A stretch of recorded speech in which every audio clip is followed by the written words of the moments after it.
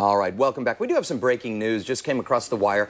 We've talked about the $700 billion bailout program that's going to go to a variety of things. Well, the wire just came across saying that there is another $600 billion. They're going to buy up some bad mortgages and some bad toxic loans, as they call them.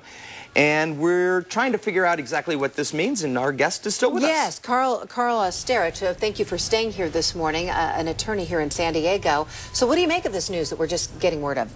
Well, this looks like the bailout that we were supposed to get several months ago.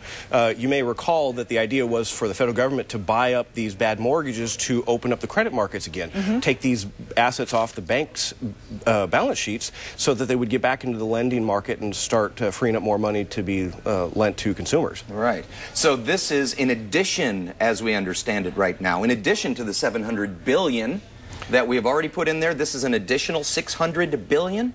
As I read the article as coming right off the press, I'm getting it as quickly as you are, so it does seem to be an additional $600 billion or so. Billion, yeah. It's an astounding amount of money, Carl, and it makes people wonder, I mean, where do they come up with this? I mean, they just print some extra $1 billion and give it away? You know, how does this work? It just seems so unreal.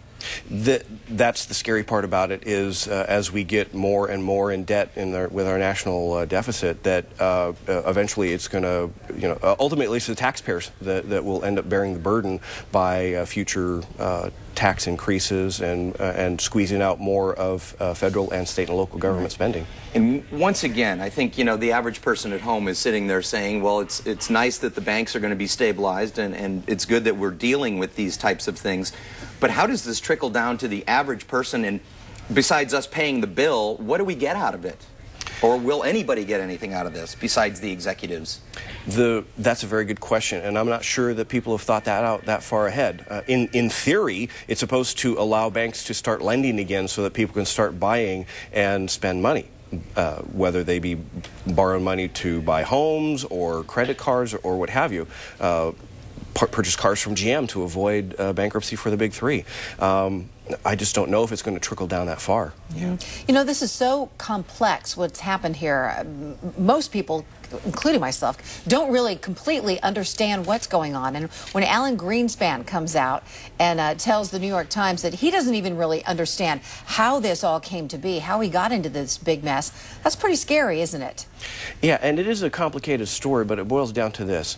The traditional mortgage really doesn't exist anymore. It used to be that you would go to a local bank, you'd apply for a loan, and they would take money on deposit and invest it in a mortgage.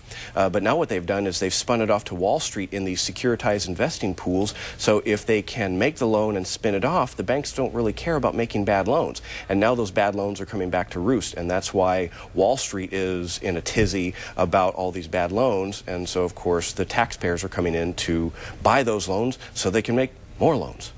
So these derivatives, as they call them, have really messed things up. Yeah, it would take hours to explain all of it, and I don't fully understand it myself, but it is a big mess, and we're going to be dealing with this for quite some time. All right. Well, listen, thank you for sticking around. We really appreciate it. My pleasure. You are a bankruptcy attorney, Carl Starrett, based in El Cajon. Thanks very much. Thanks for having me. Thank you, Carl.